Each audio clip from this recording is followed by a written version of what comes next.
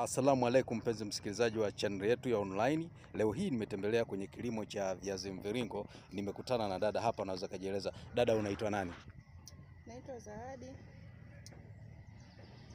Ndio. Karibuni jamani mjifunze kilimo cha viazi. Hebu unaniangalia huko kidogo. Nimeona hapo umelima viazi.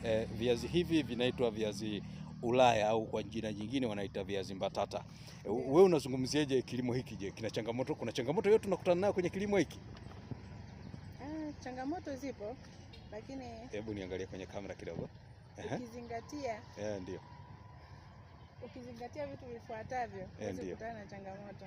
Ndio. Kama nini vile hivyo ambavyo unataka kuzingatia? Kama mbolea wakati wa kulima. Ndio.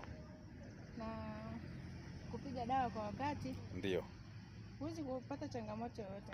Ndio. Unafikiri labda kwa hii, naona kama hii ni eka moja.